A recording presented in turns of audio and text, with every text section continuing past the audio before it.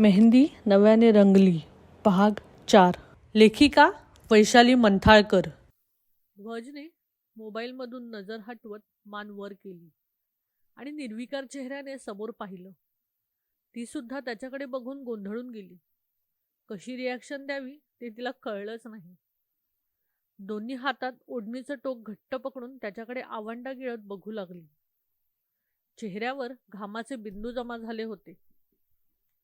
आता पुढे. तो जागचा उठला. ती पण हळूहळू पावलं टाकत त्याच्याकडे जात इकडे तिकडे बघू लागली. एक हळूवार श्वास घेत आवंडा गिळून त्याच्यासमोर उभी राहिली. हॅलो, आय एम ध्वज. त्याने शांत चेहऱ्याने तिच्यासमोर त्याचा हात धरला. निव्वी. ती थोडे ओठ ताणून तिचा हात थोडा पुढे करत हलकेच त्याच्या हाताला हात मिळवत पटकन हात मागे घेते. तो त्याच्या चेअरवर बसत तिला समोरच्या चेअरवर बसण्यासाठी इशारा करतो. ती सुद्धा पटकन चेअरवर बसली, कारण पायात भीतीने कंपन जाणवत होते. मन 100च्या स्पीडने धडधड करत होतं. इथे येईपर्यंत तिच्या डोक्यात भरपूर सारे प्रश्न होते, पण त्याला बघताच आजूबाजूची शांतता पाहून ती पण पूर्णपणे ब्लँक झाली होती. कुठून सुरुवात करावी, काय बोलावं तिला काहीच समजत नव्हतं. इतकी ती घाबरून गेली होती. ध्वजला तिचा अनकम्फर्टनेस जाणवत होता. त्यालाही तिला समोर बघून एक ऑकवर्डपणा जाणवत होता. अवंतिकाची जागा कोणाला तो देऊ शकत नव्हता, पण सिच्युएशन अशी आली होती की मनात नसताना त्याला ते स्वीकार करावे लागणार होते, तेही आपल्या मुलीसाठी. जर तिला आईचं प्रेम मिळत असेल तर का तिला त्याच्यापासून लांब ठेवायचं, हा प्रश्न येत होता. त्यामुळे लग्नाला सुद्धा तयार झाला होता तो. आणि निव्वीबद्दल ऐकून तिच्याबद्दल मनात आदर सुद्धा निर्माण झाला होता.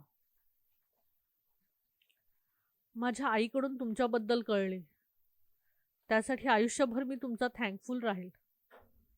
ध्वजनेच बोलायला सुरुवात केली. मी काही मोठं काम केलं नाही. बाळ कुठल्याही आईचं असू द्या, बाळ ते बाळच असतं. ती त्याच्या डोळ्यात आरपार बघत म्हणाली. घरी आल्यावर त्या सुद्धा त्या गोष्टीसाठी थँक्स म्हणत होत्या, आणि आता ध्वज सुद्धा तेच बोलत आहे, म्हणून तिला थोडं ऑकवर्ड वाटत होते. तुम्ही काही खाणार का, ध्वजने तिच्यासमोर मेनू कार्ड धरत विचारलं.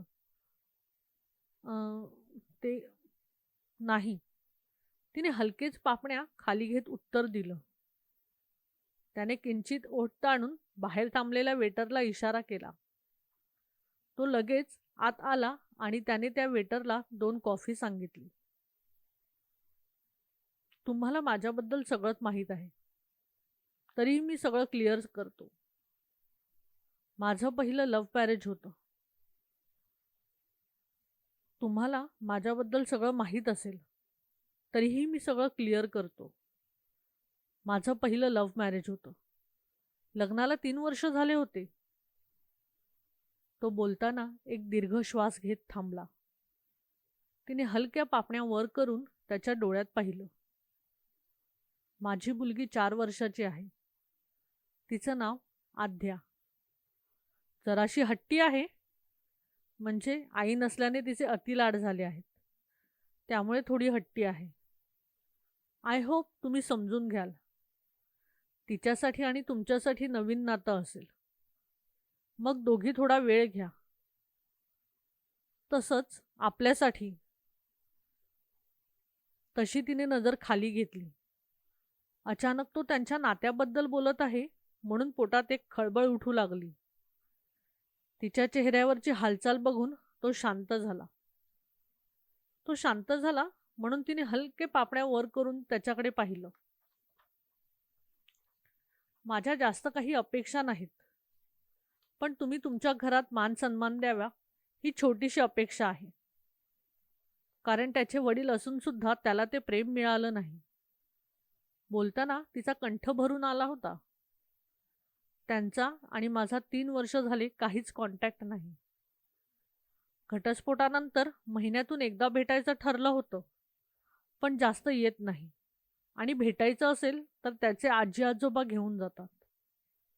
पण लग्न झाले की त्यांचा त्याच्यावर काहीच अधिकार राहणार नाही. आमच्या दोघात नातं काहीच नाही. ते त्यांच्या आयुष्यात पुढे गेले आहेत आणि मी सुद्धा माझ्या आयुष्याचा रस्ता बदलला आहे. ती कंठ दाटून नजर फिरवत म्हणाली. त्याला किंवा त्यांच्या घरच्यांना पुढे जाऊन तिच्यावर कुठलाच प्रश्न नको म्हणून तिला ते क्लिअर करायचं होतं. तर मंडळी, अशाच वेगवेगळ्या कथा ऐकण्यासाठी आणि त्याचे नवनवीन अपडेट मिळवण्यासाठी आपल्या चॅनलला लाईक करा, सबस्क्राईब करा आणि शेअर करा. तसंच बेल आयकॉन प्रेस करायला विसरू नका बरं का.